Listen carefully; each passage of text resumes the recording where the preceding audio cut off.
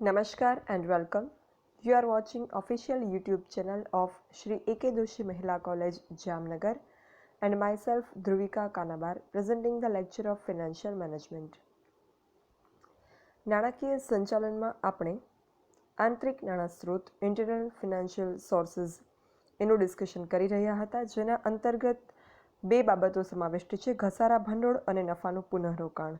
Depreciation fund and ploughing back of profit. એમાંથી depreciation ફંડનું discussion જે છે એ આપણે બેઝિક જ આવે છે, જે આપણે કાલે કર્યું, અને નફાનું પુનઃરોકાણ એના વિશે આપણે એનો અર્થ અને કયા સંજોગોમાં એની જરૂરિયાત ઊભી થાય, એના કારણો શું છે નફાનું પુનઃરોકાણ કરવાના, એની ચર્ચા જે છે એ આપણે કાલના લેક્ચરમાં કરેલી છે. આજે આ સેશનમાં આપણે નફાના પુનઃરોકાણના ફાયદા અને ગેરફાયદા વિશે ચર્ચા કરવાની છે. Advantages and limitations of ploughing back of profit.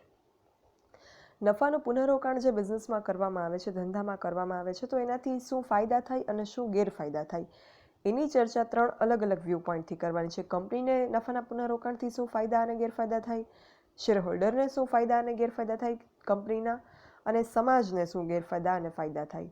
From the viewpoint of company, from the point of view of shareholder, and from social viewpoint, advantages and limitations of plowing back of profit will be discussed. હવે કંપનીના દૃષ્ટિકોણથી જો વાત કરીએ તો નફાનું પુનઃરોકાણ કરવામાં આવે તો કંપનીને શું ફાયદા થાય? તો એક તો કંપનીને ધંધાની અનિશ્ચિતતા સામે રક્ષણ મળે. બિઝનેસ છે એમાં ક્યારેક પ્રોફિટ થાય, ક્યારેક લોસ પણ જાય. તો આ જે અનસર્ટેનિટી છે, જે અનિશ્ચિતતા છે, એની સામે રક્ષણ મળે, કારણ કે નફાનું પુનઃરોકાણ કરેલું હશે એટલે આપણી પાસે અનામતો હશે કંપનીમાં. એટલે જ્યારે બિઝનેસમાં પ્રોફિટ ન થાય અને લોસ થાય તો એવા સંજોગોમાં પુનઃરોકાણ કરેલો નફો જે છે એનો ઉપયોગ કરી અને બિઝનેસને ટકાવી શકાશે. એટલે ધંધાની અનિશ્ચિતતા સામે રક્ષણ મળે. બીજું, લાંબા ગાળા સુધી સ્થિર ડિવિડન્ડ નીતિ જાળવી શકાય. જ્યારે પ્રોફિટ થાય ત્યારે તો ડિવિડન્ડ ચૂકવી શકાય કંપનીમાં ઇઝીલી, પણ જો કંપનીમાં લોસ થાય ત્યારે ડિવિડન્ડ ચૂકવવા માટે નફાના પુનઃરોકાણ કરેલી જે રકમ છે એનો ઉપયોગ કરી શકાય અને સ્થિર ડિવિડન્ડ નીતિ જાળવી શકાય. પછી કંપનીના મૂડી ભંડોળ માટે શ્રેષ્ઠ આર્થિક પ્રાપ્તિસ્થાન છે નફાનું પુનઃરોકાણ એ, કારણ કે આંતરિક પ્રાપ્તિસ્થાન છે એમાંથી મૂડી મેળવતી વખતે સમય, શક્તિ અને નાણાં બધું જ જે છે એ કંપનીનું બચે છે, અને નફાનું પુનઃરોકાણ એનું એક શ્રેષ્ઠ આંતરિક પ્રાપ્તિસ્થાન છે. પછી કંપનીનું વિસ્તરણ અને વિકાસ કાર્ય કરવાના હોય ત્યારે હંમેશા બાહ્ય પ્રાપ્તિસ્થાનોમાંથી મૂડી મેળવવી યોગ્ય ન ગણાય. એવા સંજોગોમાં નફાના પુનઃરોકાણનો ઉપયોગ જે છે એ બહુ જ મહત્ત્વનો પુરવાર થાય છે. પછી ઘસારાની અપૂરતી જોગવાઈ જ્યારે કરવામાં આવી હોય ત્યારે પણ નફાનું પુનઃરોકાણ જે છે એ ઘસારા ભંડોળમાં બનાવવા માટે ઉપયોગી નીવડે છે. એ સિવાય ટૂંકા ગાળાના દેવા ચૂકવવા માટે પણ નફાનું પુનઃરોકાણનું ફંડ જે છે, ભંડોળ છે, એ ઉપયોગી નીવડે. અને કંપનીને એના મૂડી માળખાની સમતુલા જાળવવામાં પણ નફાનું પુનઃરોકાણ જે છે એ ઉપયોગી નીવડે. જો નફાનું પુનઃરોકાણ કરવામાં ન આવતું હોય તો પછી મૂડી મેળવવા માટે કંપનીને ઘણી વખત ઓછીની મૂડી દેવા કરીને મૂડી મેળવવી પડે. એ પ્રકારના નાણાં પ્રાપ્તિસ્થાનોનો ઉપયોગ કરવો પડે કે જેના લીધે પછી કંપની માથે બોજો ઊભો થાય. એના બદલે નફાના પુનઃરોકાણ દ્વારા જે છે એ કોઈપણ પ્રકારના બોજા વગર સસ્તું અને સરળ પદ્ધતિમાં નાણાંની પ્રાપ્તિ કરી શકાય, ભંડોળ પ્રાપ્તિ કરી શકાય. એટલે મૂડી માળખાની પણ સમતુલા જે છે એ અહીંયા જળવાય છે. કેપિટલ સ્ટ્રક્ચર જે છે એ બેલેન્સ્ડ રહે છે. તો આટલા ફાયદા જે છે એ કંપનીને થાય છે નફાનું પુનઃરોકાણ કરવાથી. પણ એનો અર્થ એવો પણ નથી કે કંપનીને માત્ર ફાયદા જ થાય છે નફાના પુનઃરોકાણથી. નફાના પુનઃરોકાણથી કંપનીને અમુક ગેરફાયદાઓ પણ થાય છે, એની કંઈક મર્યાદાઓ પણ છે. એની જો વાત કરીએ તો એક તો નફાનું સતત પુનઃરોકાણ થાય ત્યારે કંપનીને અલ્પ મૂડીકરણની પરિસ્થિતિ સર્જાવાની શક્યતા રહે. અંડર કેપિટલાઇઝેશનની સિચ્યુએશન ક્રિએટ થવાની શક્યતા રહે, કારણ કે જ્યારે નફાનું પુનઃરોકાણ કરવામાં આવે ત્યારે શેર બહાર પાડવામાં આવતા નથી, એટલે કેપિટલાઇઝેશન થતું નથી. એ સિવાય નફાના પુનઃરોકાણથી આર્થિક સત્તાનું પણ કેન્દ્રીકરણ થાય છે અને ઇજારાશાહી જેવા તત્વોને પણ પોષણ મળે છે. પછી નફાના પુનઃરોકાણથી ફાજલ નાણાંનો સટ્ટાકીય હેતુ માટે ઉપયોગ થવાની પણ શક્યતા વધે. કંપનીમાં જ્યારે નફાનું પુનઃરોકાણ થાય ત્યારે ડિવિડન્ડ ચૂકવવામાં આવતું નથી, એટલે કેપિટલાઇઝેશન નથી થતું. અને નફો જ્યારે વધી જાય, પુનઃરોકાણ જ્યારે વધી જાય, અનામતો જ્યારે વધી જાય પેઢીમાં, કંપનીમાં, ત્યારે એનો પછી સ્પેક્યુલેટિવ પર્પઝથી યુઝ થાય, સટ્ટાકીય હેતુ માટે ઉપયોગ થાય, એ પણ શક્યતા વધે કે જે કંપનીના હિત માટે ઇચ્છનીય નથી. એ સિવાય તદ્દન નવી શરૂ થતી કે લાંબા સમયથી ખોટ કરતી કંપની જે છે એના માટે નફાનું પુનઃરોકાણ કરવું શક્ય જ નથી, કારણ કે નવી શરૂ થતી કંપનીએ હજી બિઝનેસ શરૂ જ નથી કર્યું, એટલે નફો જે છે એ કમાયેલો ન હોય તો પુનઃરોકાણનો પ્રશ્ન અસ્તિત્વમાં નથી આવતો. અને લાંબા સમયથી ખોટ કરતી હોય એવી કંપની પાસે નફો છે જ નહીં કે એ પુનઃરોકાણ કરે, એટલે આવી કંપનીઓ માટે આ ઓપ્શન જે છે અવેલેબલ જ નથી નફાના પુનઃરોકાણનો. આ થઈ કંપનીની દ્રષ્ટિએ વાત, from the view point of company. હવે એ સિવાય અગત્યના પક્ષકાર આવે કંપનીને લગતા શેરહોલ્ડર્સ. તો શેરહોલ્ડરોને નફાના પુનઃરોકાણથી શું ફાયદા અને ગેરફાયદા થાય એની જો આપણે ચર્ચા કરીએ તો પહેલાં ફાયદાની ચર્ચા કરીએ કે શેરહોલ્ડર્સને નફાના પુનઃરોકાણ જે છે એનાથી શું ફાયદા થાય. એક તો નફાનું પુનઃરોકાણ જે છે એ પ્રત્યક્ષ દ્રષ્ટિએ શેરહોલ્ડરોના ડિવિડન્ડમાં ઘટાડો કરે, પણ લાંબા ગાળે સંપત્તિના મહત્તમીકરણના અનેક લાભ આપે છે. અને સંપત્તિનું મહત્તમીકરણ, વેલ્થ મેક્સિમાઇઝેશન કેટલું અગત્યનું છે એ આપણે ફર્સ્ટ ચેપ્ટરમાં એનો કન્સેપ્ટ જે છે ડિસ્કસ કર્યો ત્યારે એક્સપ્લેન મેં કરેલું હતું. તો જો ફાયદાની વાત કરીએ કે શેરહોલ્ડર્સને શું ફાયદા થાય નફાનું પુનઃરોકાણ કરવાથી. એક તો નફાના પુનઃરોકાણથી શેરહોલ્ડરોની મૂડીની સલામતી વધે.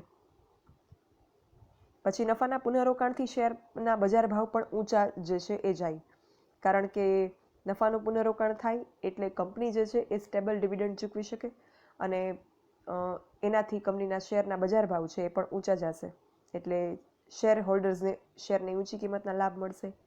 એ સિવાય નફાના પુનઃરોકાણથી કંપનીની કમાણી જે છે એ લાંબા ગાળે અનેક ગણી વધે, એટલે શેરહોલ્ડરો જે છે એ લાંબા ગાળે લાભાન્વિત થાય. કંપનીની કમાણી વધે એટલે કંપની જે છે એ એના સાચા માલિકો એટલે કે શેરહોલ્ડર્સ સાથે એ કમાણી જે છે શેર કરશે, એટલે શેરહોલ્ડરને પણ એનો લાભ પ્રાપ્ત થશે. પછી નફાના પુનઃરોકાણથી સ્થિર ડિવિડન્ડની નીતિ અપનાવી શકાય, સ્ટેબલ ડિવિડન્ડ જે છે એ આપી શકાય. જ્યારે ડિવિડન્ડ માટે નફો ન થયો હોય એવા સંજોગોમાં પણ નફાના પુનઃરોકાણની રકમનો ઉપયોગ કરી અને શેરહોલ્ડર્સને ડિવિડન્ડ જે છે એ ચૂકવી શકાય, એટલે શેરહોલ્ડરને નફો થાય કંપનીમાં કે ખોટ ડિવિડન્ડથી વંચિત રહેવું પડતું નથી જો નફાનું પુનઃરોકાણ કરવામાં આવ્યું હોય તો. એ સિવાય લાંબા ગાળે નફાના પુનઃરોકાણથી શેરહોલ્ડરોને બોનસ શેર્સનો લાભ પણ મળી શકે છે અને એ રીતે જે છે એ શેરહોલ્ડરની શેર કેપિટલ પણ વધે છે. પણ અમુક ગેરફાયદાઓ પણ છે નફાના પુનઃરોકાણથી. અમુક વખત નફાનું પુનઃરોકાણ શેરહોલ્ડર્સ માટે સમસ્યાજનક પણ બની રહે. એની જો વાત કરીએ તો નફો ધંધામાં ફરી રોકવામાં આવતો હોવાથી શેરહોલ્ડરને ડિવિડન્ડ એક તો ઓછું મળે, એ સૌથી પહેલો ગેરફાયદો નફાના પુનઃરોકાણનો, પણ એ માત્ર ટૂંકા ગાળા માટે હોય છે. પછી વર્ષો વર્ષ કંપની નીચો ડિવિડન્ડ દર કે ડિવિડન્ડ ન વહેંચવાની નીતિ રાખે અને નફાનું પુનઃરોકાણ કરશે તો શેરના બજાર ભાવ ઘટશે, તો એનાથી પણ શેરહોલ્ડરને નુકસાન થશે. પછી શેરહોલ્ડરના હિસ્સાની રકમનું ફરજિયાતપણે રોકાણ થાય છે. અહીંયા શેરહોલ્ડરની પરમિશન લઈને, એમની પરવાનગી લઈને, મંજૂરી લઈને નથી થતું, એટલે અલગ અલગ શેર હોલ્ડર્સના અલગ અલગ વ્યૂ પોઈન્ટ હોય. તો જે શેરહોલ્ડરને ડિવિડન્ડ કમાવવું છે, ટૂંકા ગાળામાં ફાયદો મેળવવો છે શેરમાંથી, એમના માટે આ નફાના પુનઃરોકાણથી કંઈ ફાયદો એમને થશે નહીં, કારણ કે નફાના પુનઃરોકાણથી શેરહોલ્ડરને ફાયદો થાય છે પણ એ લાંબા ગાળે, પણ જે શેરહોલ્ડર ટૂંકા ગાળાના રોકાણકારો છે એના માટે જે છે એ આ વસ્તુ સમસ્યાજનક સાબિત થશે નફાનું પુનઃરોકાણ. એ સિવાય નફાના પુનઃરોકાણથી ઓછા ડિવિડન્ડને કારણે શેરના ભાવ ઘટે અને એમને ધિરાણ મેળવવામાં પણ મુશ્કેલી પડે. પછી શેરહોલ્ડરનું સતત ઓછું ડિવિડન્ડ મળવાથી આંતરિક અસંતોષ પણ વધે અને શેરહોલ્ડરની ડિવિડન્ડની અપેક્ષા જે છે એ ન સંતોષાય એટલે સંઘર્ષ પણ વધે. એટલે શેરહોલ્ડરને પણ ફાયદાની સાથે નુકસાન પણ થાય છે, જો કે નુકસાન માત્ર થોડા સમય માટે, ટૂંકા ગાળા માટે છે. લાંબા ગાળે શેરહોલ્ડર્સને નફાના પુનઃરોકાણથી ફાયદા જ થાય છે. એ સિવાય સામાજિક વ્યૂ પોઈન્ટથી, સોશિયલ વ્યૂ પોઈન્ટથી જો ફાયદા અને નુકસાનની વાત કરીએ નફાના પુનઃરોકાણના, તો નફાનું પુનઃરોકાણ સામાજિક દ્રષ્ટિએ અનેક ફાયદા આપે છે. જેમ કે નફાના પુનઃરોકાણથી કંપનીનો ઔદ્યોગિક વિકાસ શક્ય બને, જેથી સમગ્ર રાષ્ટ્રના સમાજના આર્થિક ઔદ્યોગિક વિકાસમાં કંપની ફાળો આપી શકે, અને જે દેશમાં ઔદ્યોગિક વિકાસ થતો હોય એ દેશમાં ગરીબી, બેરોજગારી, શિક્ષણનું નીચું સ્તર એવા પ્રશ્નો રહેતા નથી. એ સિવાય કંપની સરળતાથી નાણાં ભંડોળ ઊભું કરી શકે, એટલે મહત્વાકાંક્ષી યોજનાઓ જે છે એ અમલી બનાવી શકે, અને એથી સમાજને વધુ સેવા રોજગારીથી નફો પ્રાપ્ત થાય, સેવા રોજગારીની તકો પ્રાપ્ત થાય. એટલે કંપની જે છે એ નફાનું પુનઃરોકાણ કરશે એટલે કંપની વિસ્તાર કરી શકશે, વિસ્તરણ કરી શકશે, અને એનાથી એના વિસ્તાર અને વિસ્તરણથી વધુમાં વધુ સમાજના લોકો જે છે એ રોજગારીની તકો મેળવી શકશે. એ સિવાય કંપનીના નફામાં ઉત્તરોત્તર વધારો થવાથી સરકારને કરવેરા તરીકે પણ વધુ નાણાં પ્રાપ્ત થાય, કારણ કે જેટલો નફો વધારે કંપનીનો એટલા એના ટેક્સીસ ચૂકવવાના વધારે, એટલે એની ટેક્સેબલ ઇન્કમ વધારે. એટલે સરકારને પણ કરવેરાની આવક પ્રાપ્ત થશે અને આ કરવેરાની આવક સરકાર જે છે એ સામાજિક પરિવર્તનો લાવવામાં, સામાજિક વિકાસમાં ખર્ચશે. તો આ સામાજિક અને આર્થિક વિકાસ પણ જે છે એ શક્ય બનશે અને સરકારને મળેલા કરવેરાનો ઉપયોગ જાહેર સુખાકારી વધારવા માટે થશે. એટલે જાહેર સુખાકારીમાં પણ વધારો થશે. એટલે નફાના પુનઃરોકાણથી સમાજને જે છે એ અનેક ગણા ફાયદા થાય છે. પણ એની સાથે કંપની અને શેરહોલ્ડરને થતા ગેરલાભો જે છે એ સમાજને અસર કરે છે. એટલે સમાજને પણ અમુક ગેરલાભ નફાના પુનઃરોકાણથી થાય છે. એની જો વાત કરીએ તો નફાનું પુનઃરોકાણ કંપનીની કરપાત્ર આવક જે છે એ ઘટાડે અને સરકારની આવક જે છે એ ઘટે, એ ટૂંકા ગાળા માટે. અને એના લીધે સામાજિક અને રાષ્ટ્રીય વિકાસમાં ટૂંકા ગાળા માટે પણ અવરોધ તો ઊભો થાય જ છે. એ સિવાય નફાનું પુનઃરોકાણ જે છે એ ઇજારાશાહીનું દૂષણ ઊભું કરે, જેથી સમાજના અનેક વર્ગોને નુકસાન થાય. ઇજારાશાહી જે છે એ સામાજિક વિકાસ માટે, આર્થિક વિકાસ માટે એક સારી બાબત નથી. તો એ વસ્તુ આના લીધે બને છે. એ સિવાય નફાનું પુનઃરોકાણ અલ્પ મૂડીકરણનું પણ કારણ બને, જેથી ઘણી વખત મૂડી માળખાની સમસ્યાથી કંપની બંધ કરી દેવી પડે તો આખરે સામાજિક નુકસાન થશે. જો કોઈ કંપની બંધ થાય તો એની સાથે સંકળાયેલા ગ્રાહકો, લેણદારો, દેવાદારો, સપ્લાયર્સ, કર્મચારીઓ, આ બધાને નુકસાન થશે. એટલે કંપનીને અલ્પ મૂડીકરણથી જો કંપની બંધ કરવી પડે તો આ વસ્તુ નફાના પુનઃરોકાણને કારણે થશે, કે જે સામાજિક રીતે એક ગેરફાયદો છે. એ સિવાય નફાનું પુનઃરોકાણ સંપત્તિનું મહત્તમીકરણ કરે છે, જેથી સામાજિક અસમાનતા વધે. સામાજિક અસમાનતા, સામાજિક અસમતુલા એ પણ દેશના વિકાસમાં એક સૌથી મોટી અવરોધરૂપ બાબત છે, જે નફાના પુનઃરોકાણને કારણે થાય છે. એટલે નફાનું પુનઃરોકાણ જે છે એ ફાયદાની સાથે ગેરફાયદા પણ એમાં છે, મર્યાદાઓ પણ છે. એટલે નફાનું પુનઃરોકાણના ફાયદા મેળવવા માટે અને ગેરફાયદા નિવારવા માટે એક વસ્તુ થઈ શકે કે એક પ્રિસ્ક્રાઇબ્ડ લિમિટ સુધી, જે આદર્શ એક લિમિટ હોય, જે તે બિઝનેસની અલગ અલગ આદર્શ લિમિટ હોય, તો એ જે બિઝનેસ યુનિટ મુજબ, જે બિઝનેસનું કાર્યક્ષેત્ર હોય એ મુજબ એક આઈડિયલ લિમિટ, એક આદર્શ સમતુલા સુધી જ નફાનું પુનઃરોકાણ કરવું, એક આદર્શ રકમ જેટલું જ નફાનું પુનઃરોકાણ કરવું. નફાનું પુનઃરોકાણ જે છે એ વધારે પડતું કે ઓછું ન કરવું.